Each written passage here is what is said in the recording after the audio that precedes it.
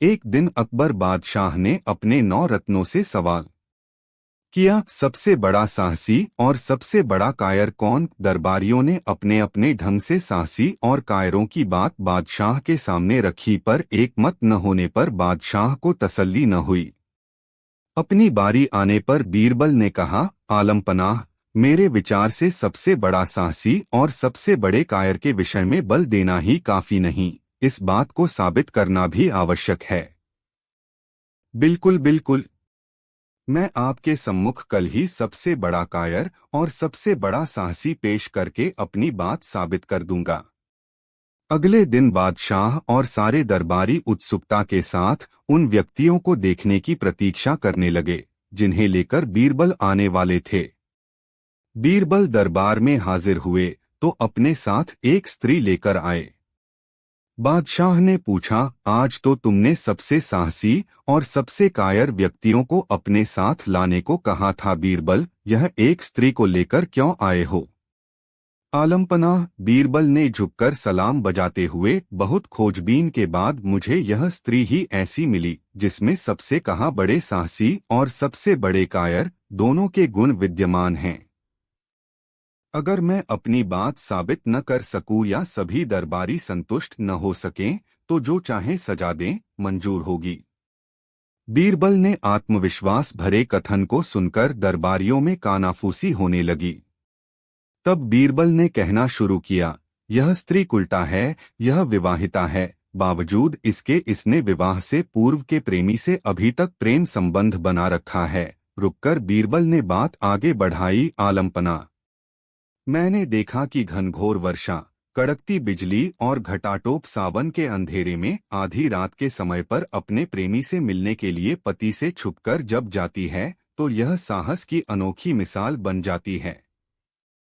इसे ना तो इस बात का डर रहता है कि रास्ते में नदी नाले आएंगे, पैर के नीचे आकर कोई सर्प डस लेगा, या आधी रात के घने अंधियारे में निकलने पर किसी जंगली हिंसक जानवर की शिकार बन जाएगी। आप विचार कीजिए, यह इसके साहस की पराकाष्ठा है या नहीं? क्या ऐसा साहस कोई और दिखा सकता है? इसके साहस को ही देखकर शायद जान हथेली पर रखकर चलने की कहावत ने जन्म लिया है। वाकई मान गए बीरबल। बादशाह बोले, अब इसके कायर होने का सबूत दो।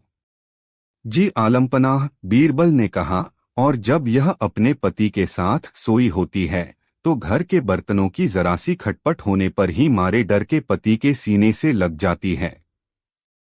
सिहर कर कहती है, लगता है घर में चोर आ गए। इसकी घिघी बंध जाती है, डर के मारे खुद उठ नहीं सकती। पति से कहती है, जाकर देखो क्या बात है, अब आप ही निर्णय करें। चूहे तक से डरकर कंपकपी छोड़ देने वाली इस स्त्री से बढ़कर और कोई कायर हो सकता है? बादशाह जोर से ठहाका मारकर हंसे। सब दरबारी भी हंस पड़े। हर किसी को अपने अपने घर में बैठी अपनी पत्नियों के व्यवहार की याद हो आई थी। अकबर बादशाह और बीरबल में इतने प्रगाढ़ आत्मीय संबंध थे कि दरबार में अकबर बादशाह के बैठने के बाद यदि कुछ घंटे भी बीरबल को दरबार में आने में देर हो जाती तो बादशाह को दरबार का वातावरण सूना सूना लगता। उस दिन भी ऐसा ही हुआ कि बीरबल दरबार में न पहुंचे। घंटा गुजरा, 2 घंटे गुजरे। बादशाह ने एक नौकर को बीरबल की खोजखबर लेने उनके घर दौड़ाया। नौकर ने जाकर बीरबल को बादशाह का पैगाम दिया। बीरबल उस समय अपने 2.5-3 साल के बच्चे को बहला रहे थे। बादशाह को बुलवा आया। सुन, बीरबल ने कहा, तुम चलो मैं आता हूं। नौकर ने बादशाह को आकर बीरबल का जवाब सुनाया। कोई 1 घंटे और प्रतीक्षा की। बादशाह ने फिर दूसरा नौकर बीरबल को बुलाने के लिए भेजा। उससे भी बीरबल ने वही जवाब कहलवाया। उसका जवाब सुने भी 1 घंटा जब गुजर गया तो बादशाह के माथे पर बल पड़े। उन्होंने बुलावे को गए दोनों नौकरों से पूछा, आखिर वे क्या कर रहे थे जो आने में इतनी देर लगी? शहंशाह आलम, वे अपने बच्चे को खिला रहे थे, नौकरों ने बताया। इस बात का सुनना था कि दरबारियों को हंसी आ गई। दरबारियों की हंसी ने बादशाह के क्रोध रूपी आग मेघी का काम किया। उस पर बीरबल से ईर्ष्या करने वाले मुल्ला दो प्याजा के कथन ने जलते पर नमक छिड़कने की कहावत चरितार्थ की। वह बोला, खूब अच्छे दीवान हैं बीरबल जी। तनख्वाह राजकोष से लेते हैं और बच्चा घर पर खिलाते हैं। वे तो अब बादशाह सलामत की हुक्म उर्दूली आज्ञा अवहेलना भी करने लगे हैं। हम लोग तो यह हिम्मत भी नहीं कर सकते थे। बादशाह ने तुरंत 2 सशस्त्र सैनिकों को तलब किया। उन्हें हुक्म दिया, जाओ और बीरबल को अपने साथ लेकर आओ। अगर आने से हील हवाला करें तो उन्हें गिरफ्तार करके ले आओ। बेचारे सैनिक सकपकाए हुए बीरबल के यहाँ के लिए रवाना हुए। जाकर उन्होंने बीरबल को विनम्रता के साथ बादशाह का हुक्म सुनाया। वे जानते थे कि बीरबल बीरबल है, उन्हें गिरफ्तार करके ले जाना कोई साधारण बात नहीं। गुस्से में बादशाह ने अभी कह दिया है, पर यदि वे आज्ञा पालन करते हैं तो बाद में उन्हें ही उल्टा दंड भोगना पड़ेगा। बीरबल ने भी उनकी स्थिति समझी। बोले, ठीक है, धर्म संकट में मत पड़ो, मैं तुम्हारे साथ अभी चला चलता हूँ। कहते हुए बीरबल ने शाही दरबार में हाजिर होने वाली पोशाक पहनी, सर पर पगड़ी रखी और चल पड़े। बादशाह के सामने पहुंचकर बीरबल ने अदब से झुककर सलाम बजाया। गुस्ताखी माफ हुजूर, आने में देरी हुई, माफी का तलबगार हूँ। बादशाह ने क्रुद्ध नेत्रों से बीरबल की ओर देखते हुए पूछा, 2 बार बुलावा जाने के बाद भी न आने को हुक्मदूली की बात समझी जाए, इसका स्पष्टीकरण दो। स्पष्टीकरण न दे सके तो सजा भुगतनी होगी। हुजूरे आला, वजह यह रही कि मेरा मासूम बच्चा जिद पकड़े मचल रहा था। उसे बहला रहा था, वह चुप होने का नाम ही न ले रहा था। बादशाह बोले, यह तुम्हारी बनावटी बात है, इस बात को क्यों नहीं कहते कि बच्चे के स्नेह प्यार में पड़कर आना ही नहीं चाहते थे। ऐसी कोई बात नहीं जिल्ले सुभानी, ऐसी बात क्यों नहीं है। भला एक दीवान के लिए बच्चे को बहलाना क्या मुश्किल है। मुश्किल ही नहीं, असंभव था शहंशाहे आलम। बाल हठ बहुत बुरी हठ होती है। किस तरह की हठ कर रहा था, जरा मुझे भी तो सुनाओ। बीरबल बोले, विस्तार से बता रहा हूं जहांपना, मैं शुरू से आखिर तक की सब बातें। लड़का रो रहा था, मैंने उससे पूछा, बेटा क्या लोगे, क्यों रो रहे हो।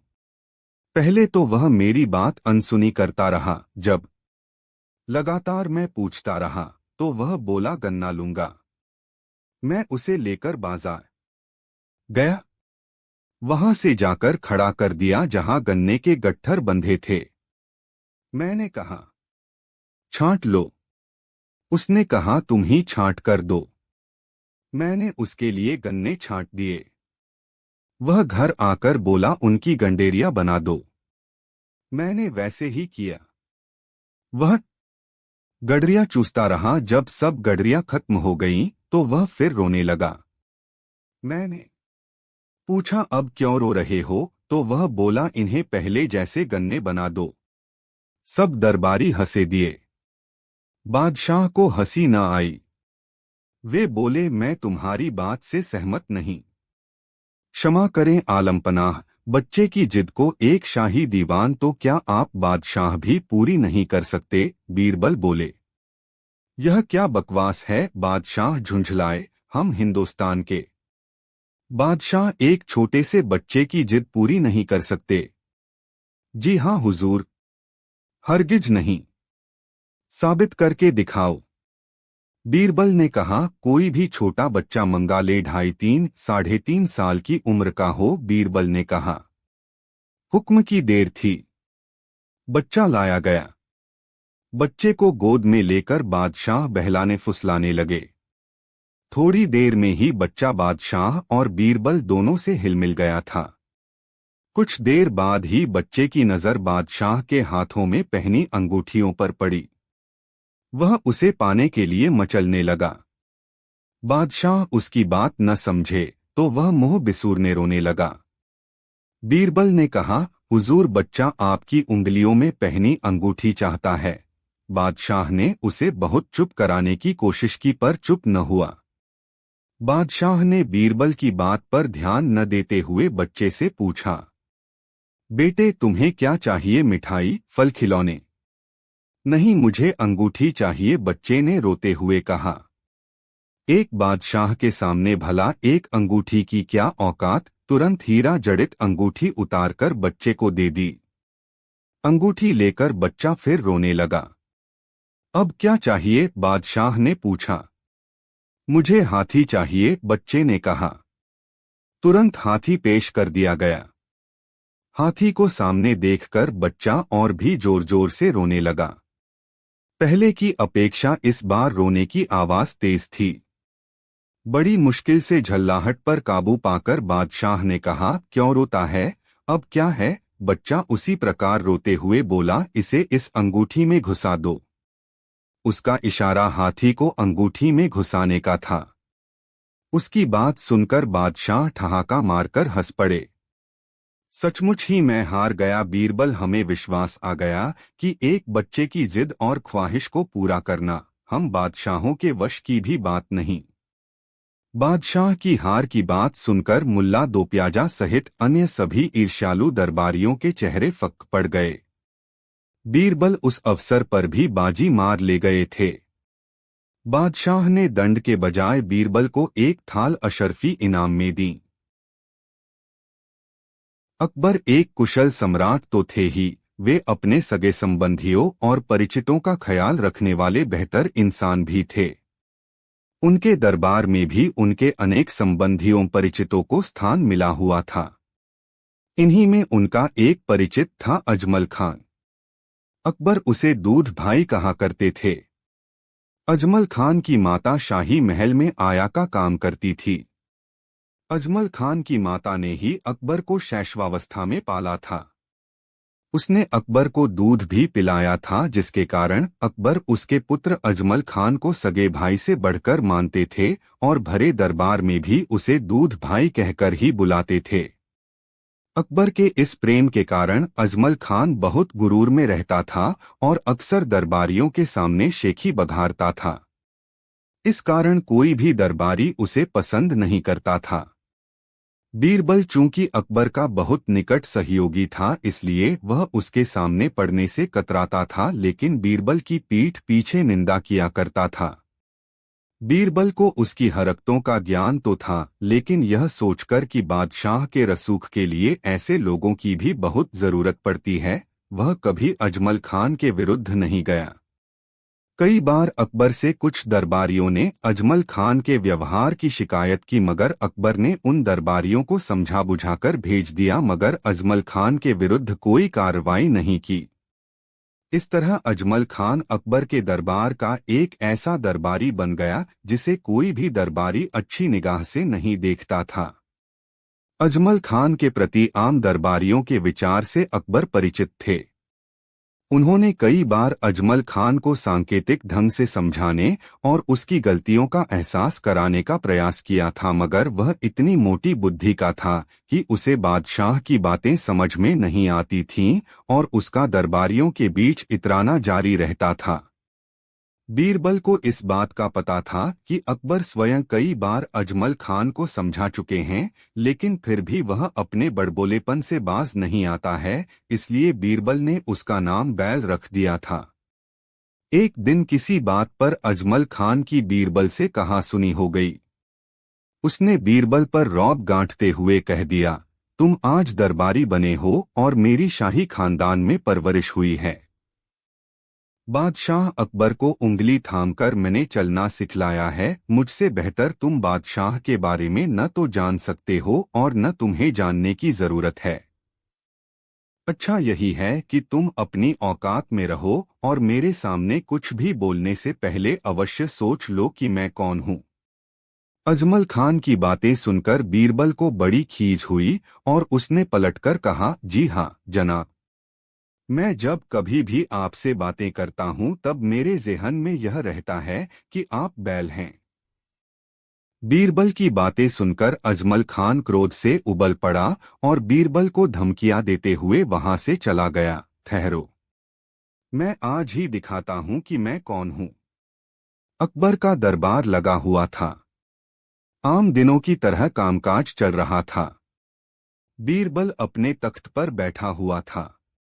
किसी समस्या को सुलझाने के लिए अकबर ने अजमल खान से कुछ पूछा, लेकिन अजमल खान ने उस प्रश्न का उत्तर देने के स्थान पर कहा, जहांपना, मैं तो बैल हूं। बैल भला इन बड़ी बातों को क्या जाने। इसके बारे में भी आप बीरबल से ही पूछें। अकबर को यह समझते देर नहीं लगी कि अजमल खान किसी बात को लेकर बीरबल से नाराज है, लेकिन उस समय दरबार में इस संबंध में उन्होंने अजमल खान या बीरबल से कुछ भी पूछना उचित नहीं समझा। वे अजमल खान की कदर करते थे और प्यार से उसे दूध भाई कहा करते थे। उन्होंने भांप लिया था कि जिस वक्त अजमल खान ने खुद को बैल कहा, उस वक्त दरबार में बैठे अधिकांश दरबारी मुंह दबाकर हंसने लगे थे। वे नहीं चाहते थे कि दरबारियों के सामने अब इस प्रसंग में कोई भी बात हो, क्योंकि उन्हें इस बात का भान था कि अजमल खान से आम दरबारियों के संबंध अच्छे नहीं थे। उन्हें आशंका थी कि कहीं अजमल खान के मुंह से फिर कोई तर्कहीन बात निकली तो आम दरबारियों को ठहाका लगाने का अवसर मिल जाएगा। और अकबर नहीं चाहते थे कि दरबार में कुछ भी ऐसा हो जिससे दरबार की मर्यादा भंग होती हो। दरबार के समापन के समय अकबर ने अजमल खान और बीरबल दोनों को रोक लिया। दरबारियों की आंख से यह बात छुपी नहीं रही। ऐसे दरबारी बीरबल से ईर्ष्या तो करते थे, किंतु बीरबल की मेधा शक्ति से वे प्रभावित भी थे, इसलिए उनके मन में बीरबल के प्रति सम्मान का भाव था। जबकि अजमल खान भी दरबारी था, उसके दंभ के कारण ही दरबार का कोई भी व्यक्ति उसे पसंद नहीं करता था। जब दरबारियों ने अकबर द्वारा बीरबल और अजमल खान को रोके जाते देखा तो स्वाभाविक रूप से उनके बीच अजमल खान और बीरबल दोनों ही चर्चा का विषय हो गए। एक दरबारी ने कहा, मुझे तो लगता है कि आज किसी बात पर बीरबल ने अजमल खान को फटकार लगाई है। दूसरे ने कहा, लगता क्या है? अरे भाई, बीरबल से जरूर अजमल खान ने दंभ में आकर बादशाह से अपनी निकटता का एहसास कराया होगा। भला बीरबल जैसा आदमी इस तरह की बात से प्रभावित हो सकता है। उसने पलटकर अजमल खान को बैल कह दिया होगा और बादशाह का करीबी होने के कारण अजमल खान ने बादशाह के सामने कटाक्ष करते हुए यह बात इसलिए उठाई होगी कि बादशाह उससे पूछेंगे ही कि बीरबल ने उसे क्या कहा है, और उसे बीरबल के विरुद्ध अपनी भड़ास निकालने का मौका मिल जाएगा। तीसरे ने कहा, हाँ दोस्त, मुझे लगता है कि तुम्हारा अनुमान सही है। चौथे ने कहा, बिल्कुल ठीक।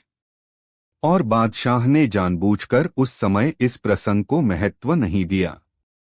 वे धायपुत्र अजमल खान को भी नाराज करना नहीं चाहते, यह उनकी मजबूरी है, और बीरबल जैसे दीवान का वे अपमान भी होने देना नहीं चाहते, क्योंकि कुछ भी हो, लेकिन यह मानना ही पड़ेगा कि बीरबल अकबर के दरबार की शान है। दरबारी जैसे जैसे दरबार से दूर होते जा रहे थे, वैसे वैसे उनकी बातें खुले स्वर में होने लगीं। आम दरबारियों के चले जाने के बाद अकबर ने अजमल खान से पूछा, दूध भाई, आखिर बात क्या है? आप क्यों दरबार में खुद को बैल बता रहे थे? जहांपना, आपके दरबार के सबसे काबिल दरबारी ने मुझे बैल कहा है, इसलिए संक्षिप्त सा उत्तर दिया अजमल खान ने। दूध भाई, आपको कुछ भी बोलते समय इस बात का तो ख्याल रखना ही चाहिए कि मैं आपकी कितनी कदर करता हूं। आप शाही महल से जुड़े हैं। इस दरबार में आपका महत्व कुछ खास है। आपको अपनी और दरबार की मर्यादा का ख्याल अवश्य रखना चाहिए। यदि आप ही दरबार में अमर्यादित ढंग से बोलेंगे तब अन्य दरबारी क्या करेंगे? अकबर ने समझाते हुए अजमल खान से कहा। अकबर की बात सुनकर अजमल खान तैश में आ गया और बोला, जहांपना, आप तो मुझे ही समझाने लगे, मानो मैंने दरबार में कोई असभ्यता का नमूना पेश कर दिया हो। मगर मुझे जिसने बैल कहा उससे आपने यह पूछने की जरूरत तक नहीं महसूस की कि आखिर उस शख्स ने मेरे साथ इस तरह की गुस्ताखी क्यों की। अकबर की भी इच्छा हुई कि वे अजमल खान को कह दें, दूध भाई तुम सचमुच अक्ल से बैल हो, मगर बादशाह होने के कारण उनके कुछ भी बोलने की अपनी एक मर्यादित सीमा थी, इसलिए उन्होंने सब कुछ समझते हुए भी पूछा, आखिर आपको बैल किसने कहा? अजमल खान ने चिढ़े स्वरों में कहा, तो अब मुझे यह भी बताना पड़ेगा कि मुझे जिल्लेलाही के चहेते दीवान बीरबल ने बैल कहा है। क्यों बीरबल? दूध भाई को तुमने बैल कहा है? अकबर ने बीरबल की तरफ मुखातिब होते हुए पूछा। जी हाँ जहांपनाह, संक्षिप्त सा उत्तर दिया बीरबल ने। क्यों? अकबर ने पूछा। जहांपनाह, इस प्रश्न का उत्तर सप्रमाण मैं कल दरबार में दूंगा। आज और अभी मुझे क्षमा करें, बीरबल ने अकबर से गुजारिश की। अकबर को भी बीरबल के उत्तर से उत्सुकता हो गई कि आखिर बीरबल ऐसा क्या प्रमाण प्रस्तुत करेगा जिससे अजमल खान बैल सिद्ध हो जाएं। उन्होंने तत्क्षण ही बीरबल के प्रस्ताव को स्वीकार कर लिया और अजमल खान से कहा, ठीक है दूध भाई, मैं तो नहीं चाहता था कि इस प्रसंग में कोई भी बात दरबार में हो, मगर आप और बीरबल दोनों ही ऐसा चाहते हैं, इसलिए अब इस प्रसंग में कल दरबार में ही बातें होंगी। उस दिन अकबर ने उन दोनों को बिना किसी निर्देश के वापस भेज दिया। दूसरे दिन अकबर का दरबार लगभग भर चुका था। अजमल खान सबसे पहले आकर अपनी जगह पर बैठ चुका था, मगर बीरबल का पता नहीं था। दरबार की कार्यवाही शुरू हो चुकी थी। बीरबल का तब भी आगमन नहीं हुआ था। अजमल खान बेचैनी से अपनी जगह पर पहलू बदल रहा था। दोपहर हो चली और तब भी जब बीरबल नहीं आया तो अजमल खान बेसब्र हो गया और उसने अकबर से कहा, जहांपनाह, आखिर बीरबल दरबार से नदारद क्यों हो गया? भला वह किसी आदमी के बैल होने का क्या प्रमाण देता? वह राजधानी छोड़कर फरार न हो जाए, इसके लिए जरूरी है कि आप उसे सिपाही भेजकर गिरफ्तार कराएं और दरबार में बुलवाएं। जबकि अकबर यह समझ रहे थे कि बीरबल के दरबार से गायब होने के पीछे भी कोई खास मकसद है, मगर अजमल खान ने पुनः अपनी बात पर जोर देते हुए कहा, आलीजा, दरबार को इंतजार के लिए मजबूर करना भी अपने आप में जुर्म है। आप किसी ऐसे व्यक्ति को तरजीह न दें जिससे दरबार का अनुशासन भंग होता हो। सिपाही भेजकर बीरबल को दरबार में बुलवाएं। अभी अजमल खान की बात पूरी भी नहीं हुई थी कि बीरबल एक बछड़े को हाँकता हुआ दरबार में आया। दरबार में प्रवेश करते ही उसने कहा, माफ कीजिएगा जहांपनाह, मैं अपने दूध भाई के साथ आज दरबार में आया हूँ। दूध भाई को दरबार में आने लायक बनाने में मुझे वक्त लगा। मेरे दूध भाई समझाने पर भी नहीं समझते हैं, इसलिए मानव नॉवल में वक्त कुछ ज्यादा ही लग गया। क्या मजाक है बीरबल? अकबर ने नाराजगी जाहिर करते हुए कहा, यह बछड़ा तुम्हारा दूध भाई है? जी हाँ जहांपनाह, यह बछड़ा उसी गैया का बेटा है जिसका दूध पीकर मैं बड़ा हुआ हूँ। इस नाते यह मेरा दूध भाई ही हुआ न, और मैं अपने दूध भाई से बहुत प्यार करता हूँ। मेरा यह दूध भाई भविष्य का बैल है, इसलिए भी इसका ध्यान रखना मेरा फर्ज है, बीरबल ने कहा। बीरबल के कटाक्ष को अकबर ने तो समझा ही, तमाम दरबारी भी समझ गए और ठहाका लगाकर हंस पड़े। अकबर भी हंसे बिना नहीं रह सके। एक नहीं हंसा तो अजमल खान। उसने इस ठहाके के बीच ही कहा, जहांपनाह, यह चतुर आदमी दरबार का ध्यान उस मूल प्रश्न से हटाना चाह रहा है। उसे आज बताना होगा कि इसने मुझे बैल क्यों कहा। अजमल खान का सवाल सुनकर एक बार फिर दरबार में ठहाका गूंज उठा। अकबर ने भी हंसते हुए बीरबल से कहा, हाँ बीरबल, बताओ। बीरबल ने कहा, जहांपनाह, आप अजमल साहब को दूध भाई कहते हैं। मैं इस बछड़े को दूध भाई कहता हूँ। आपने बचपन में अजमल साहब की माताजी का दूध पिया, इसलिए वे आपके दूध भाई हैं। मैंने बचपन में इस बछड़े की मां का दूध पिया, इसलिए यह मेरा दूध भाई है। अजमल साहब बड़े हैं और यह बछड़ा उनसे छोटा। मैं बस इतना जानता हूं कि बछड़ा जब बड़ा होता है तो वह बैल बनता है, इसीलिए मैंने अजमल साहब को बैल कहा। मेरा बछड़ा भी तुनक मिजाज है और समझाने पर भी नहीं समझता। एक बार फिर दरबार में ठहाका गूंजा। अकबर भी हंसने लगे। अजमल खान का मुंह देखने लायक था। एक काजी की काफी शिकायत मिलने पर बीरबल ने अकबर बादशाह तक जनता की शिकायतें पहुंचा दीं। बादशाह ने काजी को बुलाकर उसकी शिकायतों के बारे में उससे स्पष्टीकरण मांगा। स्पष्टीकरण न दे पाने के कारण उसे पद से हटा दिया। काजी की इस बात की जानकारी बीरबल से ईर्ष्या करने वालों से मिले बगैर न रही कि यह सब बीरबल के प्रपंच जाल फैलाने से हुआ है। काजी ने प्रतिज्ञा की कि वह बीरबल को अपने प्रपंच जाल से मौत के घाट उतार कर रहेगा। अपना पद गंवाने के बाद काजी ने बहुरूप धारण करने वालों की संगति पकड़ी। खूब लगन से बहुरूप धारण करने की कला सीखी। फिर दिल्ली लौटकर अपनी कला का प्रदर्शन लोगों के सामने करने लगा। प्रशंसा मिलने लगी। जैसी कि उम्मीद थी बादशाह तक उसकी तारीफ पहुंची। बहुरूप धरे काजी को बादशाह ने दरबार में बुलाया और उससे अपने बहुरूप की कला दिखाने को कहा। उसने वेश बदल रखा था। आठ ना तो बादशाह उसे पहचान सके, ना ही बीरबल या अन्य दरबारी। काजी बहुरूपिया ने कहा, मैं सिंह का बहुरूप दिखाऊंगा, आपको बिल्कुल ऐसा लगेगा जैसे सिंह शिकार कर रहा हो, पर इसके लिए आपको मेरे सिर एक खून माफ करना पड़ेगा। माफ किया, बादशाह ने बिना सोचे समझे वचन दे डाला। और मैं आग्रह करूंगा कि मेरे कल के प्रदर्शन के अवसर पर गुणी बीरबल जी भी जरूर उपस्थित रहें। ऐसा ही होगा, बादशाह बोले। दोनों बातें तय करने के उपरांत तैयारी करने के लिए बहुरूपिया चला गया। उसके जाने के बाद बीरबल ने उसकी दोनों शर्तों पर गौर किया। पहली शर्त थी उसके सिर एक खून माफ करने की, दूसरी उनके अर्थात बीरबल के वहां रहने की। बुद्धिमान बीरबल के मस्तिष्क में खतरे की घंटी बज उठी। अगले दिन जब वे दरबार में आए तो पूरी तैयारी के साथ आए।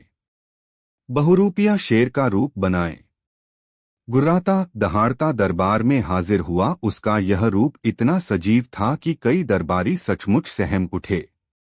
उसने उछलना, कूदना, झपटना और शिकार की घात लगाने का स्वांग करते करते अचानक तेज छलांग मारी और बीरबल को अपनी चपेट में ले लिया। लोगों की चीखें निकल गईं, कलेजे दहल गए। बिल्कुल ऐसा लगा था जैसे बीरबल को अपना शिकार मानकर वह उन्हें चीर फाड़ डालेगा। पर बीरबल तो पूरी तैयारी से आए थे। उन्होंने नीचे कवच पहन रखा था। आंख जख्मी जरा भी न हुए, सिर्फ शेर के पंजे से कपड़े फटकर रह गए। साथ ही अपना बचाव करते समय बीरबल ने उसे नशे के द्रव्य में बुझी ऐसी सुई चुभो दी थी कि वह उछाल मारकर दूर गिरा और काफी देर के लिए बेहोश हो गया। बादशाह और दरबारियों की जान सूख गई थी जब बहुरूपी सिंह ने बीरबल को अपने झपेटे में लिया था। बादशाह लपककर बीरबल तक पहुंचे। कुशलक्षेम पूछते हुए बीरबल को जनान खाने में ले गए। बीरबल सकुशल थे। आठ बादशाह की चिंता मिटी। बीरबल ने बताया कि वह उसी समय सतर्क हो गए थे जब उसने कल एक खून की माफी और मेरी दरबार में उपस्थिति की शर्त रखी थी। यह भी कहा कि उसने जानबूझकर मुझे जान से मार देने के लिए हमला किया था। उसे फांसी पर चढ़ा दिया जाना चाहिए। बादशाह ने राय जाहिर की। इससे आपके न्याय की बदनामी होगी। अगर वह मुझे मार भी देता तो भी आपको उसे फांसी चढ़ाने का हक नहीं पहुंचता था, क्योंकि उसने एक खून, दूसरे शब्दों में मेरा खून माफ करा लिया था। फिर जहर से जहर की काट की जानी चाहिए। बीरबल बोले, किसी को साबित ही न होने दीजिए कि उसने मुझ पर जानलेवा हमला किया था। स्वांग भरने की कला की प्रशंसा कीजिए, इनाम दीजिए।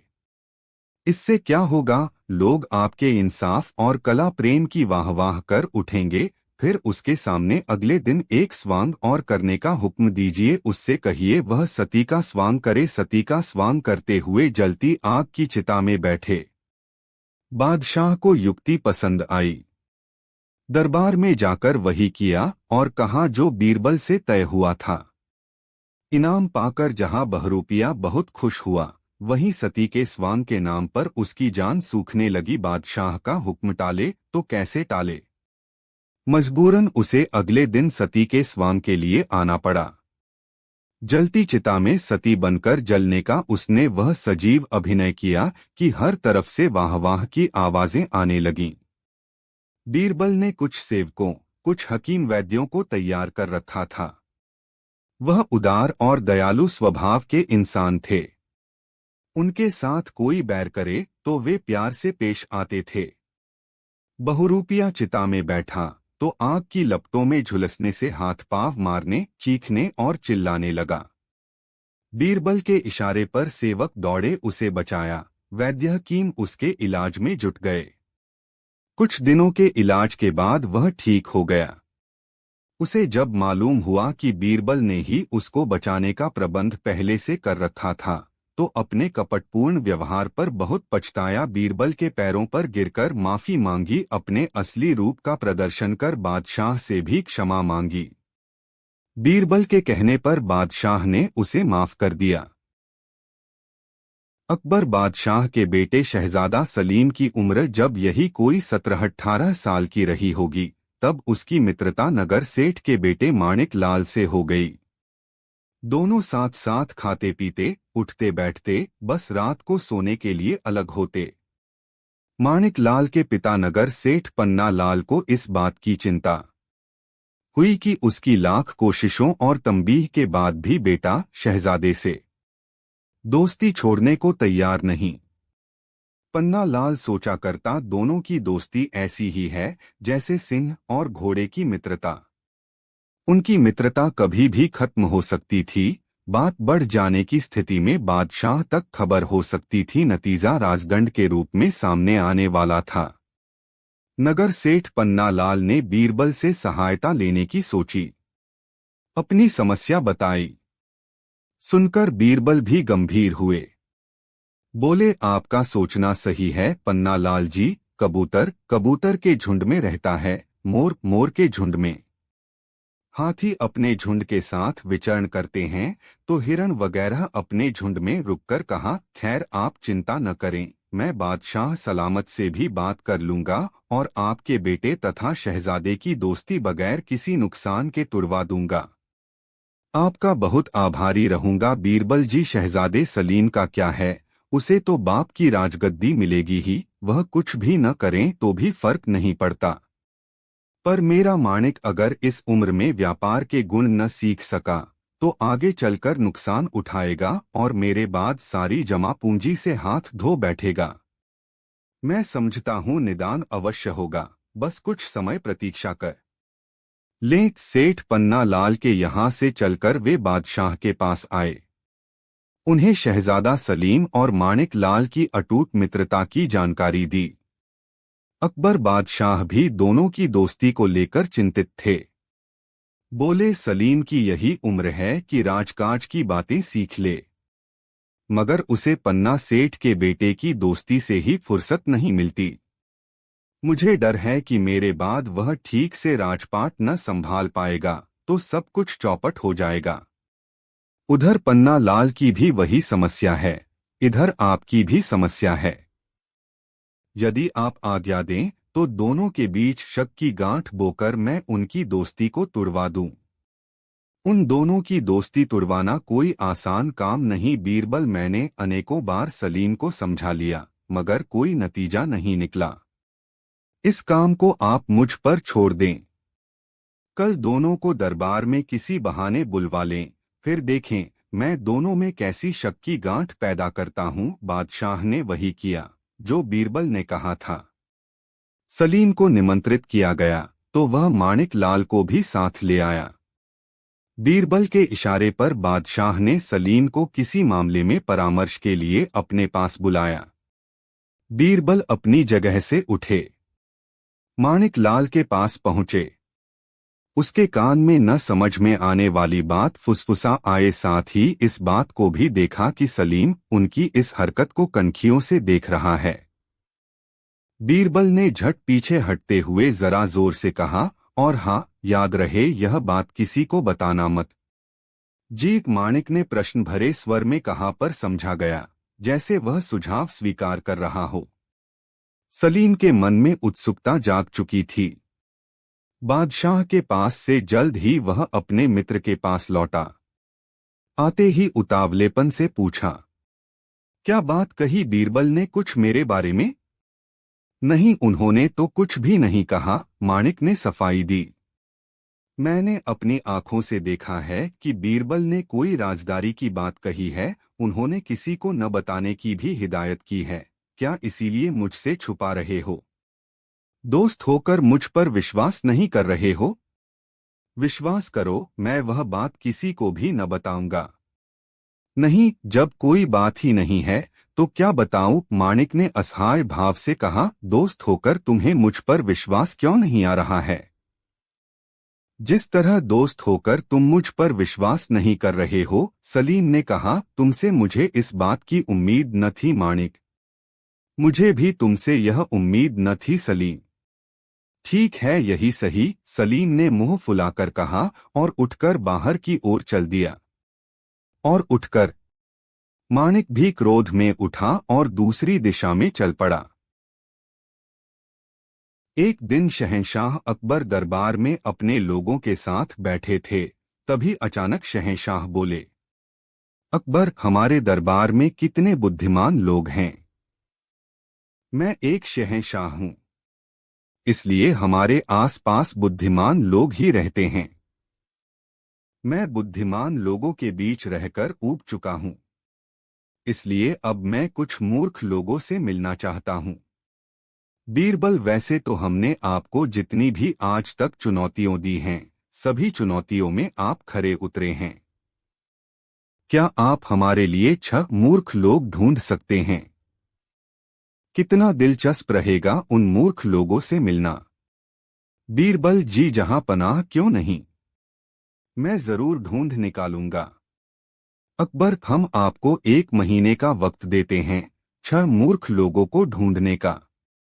बीरबल, जहां पनाह, मुझे नहीं लगता मुझे इतने वक्त की जरूरत पड़ेगी। अकबर, ठीक है बीरबल, आपकी मर्जी, आप उससे पहले ढूंढ सकें तो। फिर क्या था, बीरबल अपना घोड़ा लेकर मूर्ख लोगों की तलाश में निकल जाते हैं और रास्ते भर यही सोचते रहे कि मैं कहाँ ढूंढूंगा उन मूर्ख लोगों को। तभी अचानक एक गधे पर एक आदमी बैठा था और उसके सिर पर घास बंधी रखी थी। बीरबल उसे देखकर अपना घोड़ा रोकते हैं और उससे उसकी पहचान पूछते हैं। बीरबल, तुम कौन हो और ये घास अपने सिर पर क्यों रखी है? इसे गधे के ऊपर क्यों नहीं रखा है? रामू, मेरा नाम रामू है और मैंने ये घास इसलिए अपने सिर पर रखी है क्योंकि मेरा गधा बहुत थक गया था और मैंने सोचा उसका कुछ भार अपने ऊपर ले लूं। बीरबल ने सोचा मुझे मेरा पहला मूर्ख मिल गया। बीरबल, अच्छा अच्छा, हम आपको जानवरों के बारे में इतना सोचने के लिए इनाम दिलवाएंगे, चलो तुम हमारे साथ चलो। रामू, अच्छा, मुझे इनाम मिलेगा तो चलो। तभी बीरबल कुछ दूर और चलते हैं। चलते चलते उन्हें 2 लोग लड़ते दिखाई देते हैं। वह फिर अपना घोड़ा रोकते हैं और पूछते हैं, बीरबल, रुक जाओ, तुम लोग क्यों लड़ रहे हो? ऐसी क्या बात हो गई और तुम कौन हो? पहला आदमी, मेरा नाम चंगू है। दूसरा आदमी, और मेरा नाम मंगू है। मंगू, ये चंगू मेरी गाय पर अपना शेर छोड़ने को कह रहा है। चंगू, हाँ मैं छोड़ूंगा, मुझे बहुत मजा आएगा, मैं इसलिए छोड़ूंगा। बीरबल, क्या शेर गाय? चंगू, कहाँ है तुम्हारा शेर और मंगू कहाँ है तुम्हारी गाय? चंगू, हमें भगवान वरदान देंगे तो मैं गाय मांगूंगा और ये शेर मांगने की बात कर रहा है और कह रहा है ये अपना शेर मेरी गाय पर छोड़ देगा।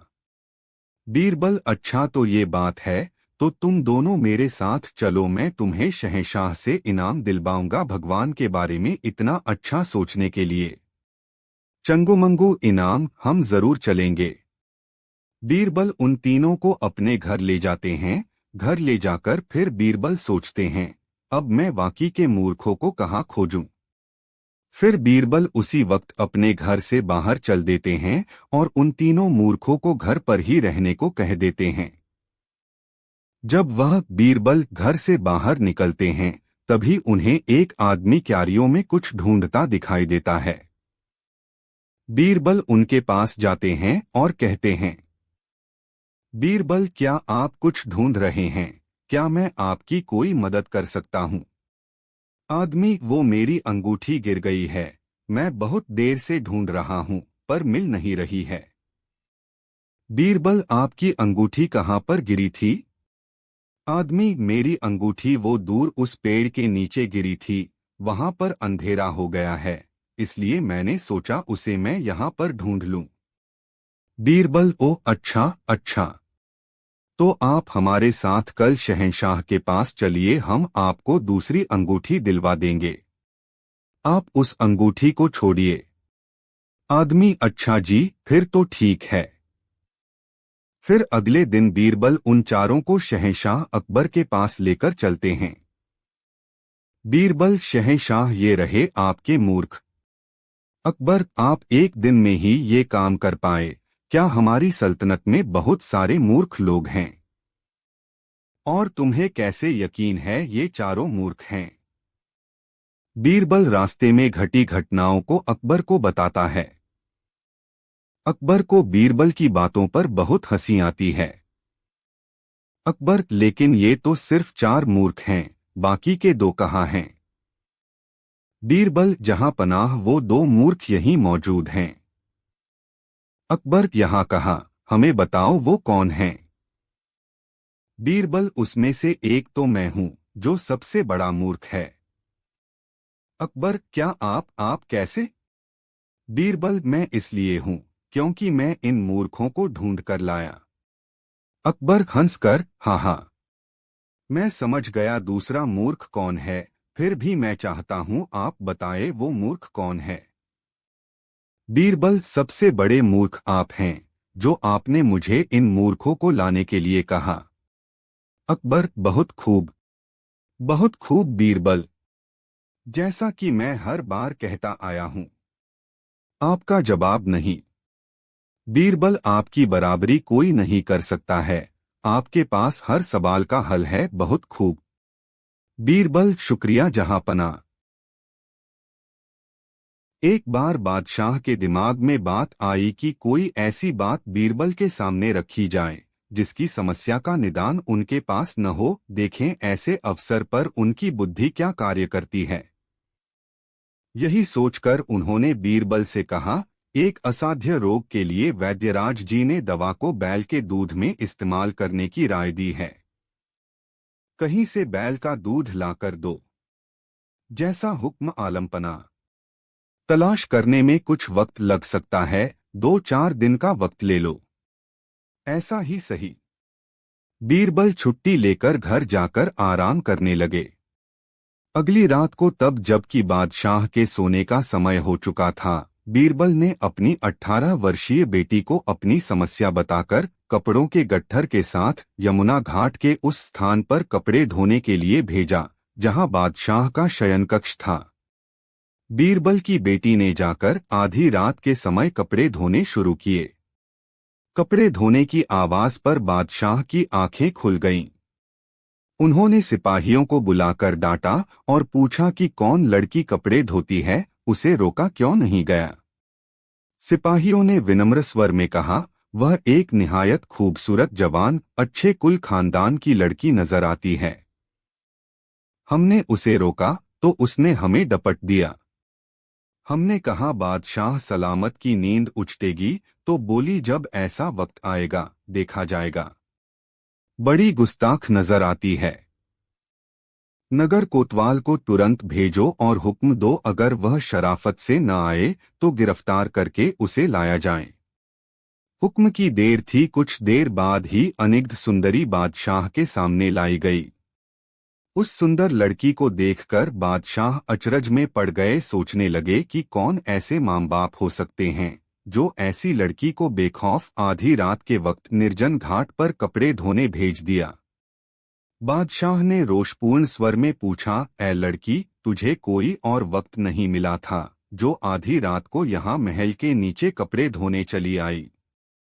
हुजूर, लड़की ने विनम्र स्वर में कहा, इधर कपड़े धोने मैं इसलिए चली आई क्योंकि मुझे पूरा विश्वास था कि बादशाह के महल के ज़ेरसाया मेरी इज्जत महफूज रहेगी। उसके बुद्धिमत्तापूर्ण उत्तर से बादशाह प्रभावित हुए।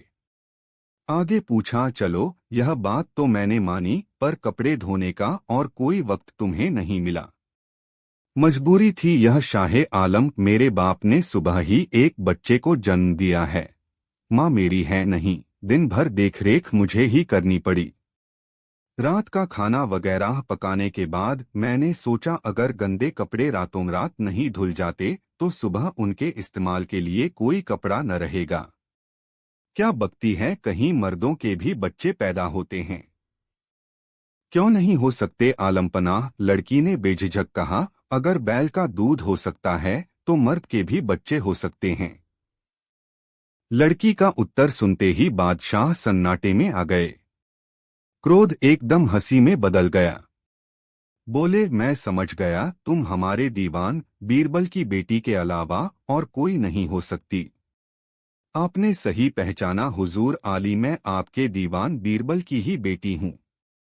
इतना निडरता के साथ इतनी बुद्धिमत्तापूर्ण उत्तर बीरबल की ही बेटी दे सकती है। जाओ बीरबल से कहो मैंने उन्हें दिया हुआ आदेश वापस ले लिया और फिर बीरबल की बेटी को इनाम देकर सम्मान डोली में बिठाकर उसके घर भिजवाया।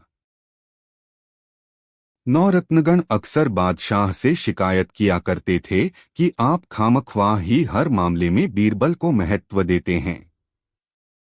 हम भी बुद्धिमान हैं, हमारी बुद्धिमत्ता को कभी सराहना नहीं करते। बादशाह ने कहा, मैं हर किसी को बराबरी का मौका देता हूँ। अब अगर तुम्हें शिकायत है तो मैं एक मौका तुम सबको देता हूँ। तुम में से किसी ने भी बुद्धिमानी दिखा दी तो बीरबल की छुट्टी, उनका स्थान बुद्धिमत्ता दिखाने वाले को दे दिया जाएगा। दरबारी खुश हुए। उस दिन बीरबल थे नहीं, आठ वे आश लगा बैठे कि उनमें से किसी न किसी को बीरबल का स्थान मिलेगा ही। बादशाह ने 2 हाथ लंबी और 2 हाथ चौड़ी दुलाई मंगाई। दरबारियों से कहा, देखो मैं लेट जाता हूँ, तुम सब बारी बारी से इस दुलाई से मेरा शरीर ढकने की कोशिश करो। ध्यान रहे शरीर का कोई अंग खुला न रहने पाए। दरबारी बारी बारी से बादशाह को दुलाई ओढ़ाने का प्रयत्न करने लगे, परंतु यह कार्य न हो सका क्योंकि प्रायः इंसान 3.5 हाथ के होते हैं और दुलाई सिर्फ 2 हाथ की होती थी। सर की ओर से ढका जाता तो पैर घुटनों तक खुला रह जाता। पैर की ओर से दुलाई ओढ़ाई जाती तो सीना, कंधा, सर खुल जाता। जब सब थक हार कर मुंह लटकाए खड़े हो गए तो बादशाह ने कहा, अब बीरबल को बुलाकर देखते हैं, शायद वह ही सफल हो जाए। दरबारी सोचने लगे, आज तो बीरबल को भी मात खानी पड़ जाएगी। कम से कम आज तो यह मान ही लिया जाएगा कि बीरबल भी इनकी बराबर की अक्ल के हैं। बीरबल आए, दुलाई देखी, शर्त समझी। बादशाह लेट गए तो बीरबल ने शरीर और दुलाई की नाप को ध्यान में रखते हुए बादशाह को पैर सिकोड़ने के लिए कहकर कहा, उतने पाँव पसारिए जितनी लंबी सौर, यानी उतने ही पैर फैलाइए जितनी बड़ी दुलाई है। और उन्होंने एक ही बार में सर से पैर तक दुलाई से बादशाह को ढक दिया। पैर सिकोड़कर पैर से नाप लेने के बाद बादशाह का लेटा हुआ शरीर दुलाई के ठीक माप का रह गया था। एक ही प्रयास में सफल हो जाने के बाद बीरबल ने अपनी बुद्धिमत्ता साबित कर दी थी। बादशाह ने कहा, चतुराई देखा आप लोगों ने बीरबल की। दरबारी मन ही मन शर्मिंदा हुए। कुछ दिनों से बीरबल दरबार में नहीं आ रहे थे, इसलिए बीरबल से जलने वाले कुछ मंत्री बीरबल के खिलाफ महाराज अकबर का कान भरने लगे। दरबार के एक मंत्री ने कहा, महाराज, आप सिर्फ बीरबल की बात का भरोसा करते हैं और हर जिम्मेदारी देते हैं। बीरबल से हर काम में हमेशा सलाह भी लेते हैं। इसका अर्थ ये निकलता है कि आप बाकी लोगों को अयोग्य मानते हैं। कभी आप हम लोगों को भी परखें, हम सब भी बीरबल की तरह योग्य हैं। बीरबल महाराज अकबर के नौरत्नों में सर्वाधिक प्रिय थे। वह उनके खिलाफ कुछ सुनना पसंद नहीं करते थे, लेकिन बाकी मंत्रीगणों को निराश नहीं करने के लिए एक उपाय बनाया। महाराज अकबर ने उनसे कहा, क्या तुम सभी एक आसान प्रश्न का सही जवाब दे सकते हो, लेकिन ध्यान रहे कि अगर लोग इसका उत्तर नहीं दे पाते तो आप सभी को फांसी की सजा दी जाएगी। मंत्रियों ने झिझकते हुए कहा, ठीक है महाराज, हम आपकी इन शर्तों को मानते हैं, लेकिन पहले आप एक प्रश्न पूछिए। महाराज अकबर ने पूछा, सबसे बड़ी चीज इस दुनिया की क्या है? यह प्रश्न सुनते ही सभी मंत्री एक दूसरे को देखने लगे। महाराज ने इनके हालात को देखकर कहा, याद रहे कि इस प्रश्न का उत्तर सटीक होना चाहिए, मैं कोई अटपटा उत्तर नहीं चाहता। मंत्रियों ने इस पर राजा से कुछ दिनों का समय मांगा ताकि वे इस प्रश्न का उत्तर दे सकें। राजा भी इसके लिए तैयार थे। महल से बाहर निकलते ही सभी मंत्री इस प्रश्न का जवाब खोजने लगे। जब एक व्यक्ति ने कहा कि भगवान है, तो दूसरा व्यक्ति ने कहा कि भूख है। तीसरे ने दोनों उत्तरों को खारिज कर दिया और भूख को भी सहन किया जा सकता था। राजा के प्रश्न का कोई भी उत्तर इनमें से कोई नहीं है। मोहलत के दिन धीरे धीरे बीतते गए। फिर भी राजा के पूछे गए प्रश्न का कोई उत्तर नहीं मिला तो सभी मंत्री अपनी जान की चिंता करने लगे। समय सीमा समाप्त होने वाली थी और उन्हें अपनी जान बचाने का कोई दूसरा विकल्प नहीं सूझ रहा था। वे सभी बीरबल से मिलने उनके घर गए और सारी बात सही सही उन्हें बताया। बीरबल इस बात से पहले से ही परिचित थे। बीरबल ने कहा, मैं तुम्हारी जान बचा सकता हूं, लेकिन तुम्हें वही करना होगा जैसा मैं कहूं। सभी सहमत हो गए। अगले दिन बीरबल ने पालकी की व्यवस्था की। उन्होंने 2 मंत्रियों को पालकी उठाने का काम दिया, तीसरे को हुक्का देकर और चौथे को अपना जूता देकर स्वयं पालकी में बैठ गए। फिर सभी को राजा के महल की ओर चलने के लिए कहा। पालकी में बैठे बीरबल को देखकर दरबार में मौजूद लोग हैरान थे, क्योंकि बीरबल से जलने वाले मंत्री बीरबल की सेवा में लगे थे। इस हैरान कर देने वाले दृश्य को देखकर महाराज अकबर भी हतप्रभ थे। बीरबल ने महाराज अकबर को आश्चर्यचकित करते हुए कहा, महाराज, दुनिया में सबसे बड़ी चीज गरज है। ये सब मेरी पालकी को उठाकर यहाँ तक लाने के लिए अपनी गरज से आए हैं। यह सुनकर महाराज मुस्कुरा उठे और सभी मंत्री सिर झुकाए खड़े रहे। कहानी की सीख। इस कहानी से हमें यह सीख मिलती है कि किसी की योग्यता से कभी नहीं जलना चाहिए। इसके बजाय उससे सीख लेकर खुद को बेहतर बनाने की कोशिश करनी चाहिए।